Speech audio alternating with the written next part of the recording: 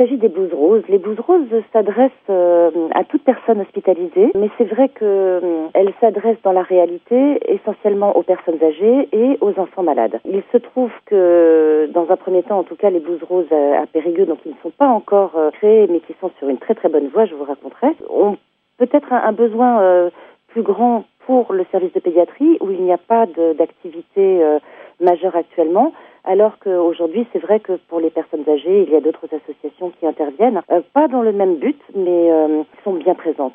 En fait, le but des blouses roses, c'est vraiment d'apporter de la joie, d'apporter un sourire. C'est vraiment particulier. C'est divertir le malade. Oui, tout à fait. Alors, pour divertir, il y a plein de façons de faire.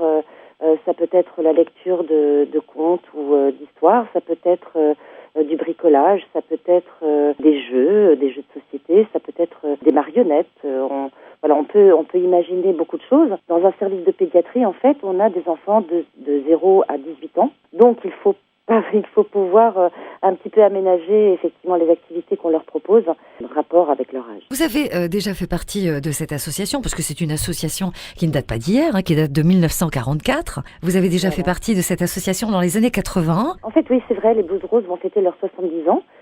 C'est quand même un très bel âge. Il y a actuellement plus de 4300 bénévoles dans la France entière. Et il y a des régions comme la Dordogne où effectivement il n'existe rien. Alors oui, j'ai fait partie des blouses roses à Brest quand j'étais étudiante parce que j'avais un petit peu de temps et oui, j'étais en pédiatrie. Vous savez quoi? On va revenir vers vous début de l'année prochaine. On se donne rendez-vous? Tout à fait. D'accord.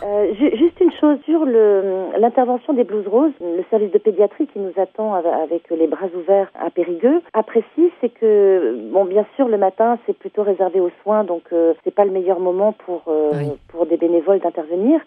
L'après-midi, nous avons 2 à 3 heures pour donc proposer nos animations aux enfants. Et il y a également ce que les blouses roses appellent les berceuses. C'est-à-dire que les bénévoles sont également bienvenus le soir, entre 7h30 et 9h30 à peu près, qui est le moment où les enfants vont aller se coucher, qui n'est pas le moment le plus facile, le plus drôle, et où le personnel aussi est un petit peu moins nombreux. Donc, pour tous ceux qui ont un petit peu de temps, il y a toujours un créneau possible à trouver dans une semaine.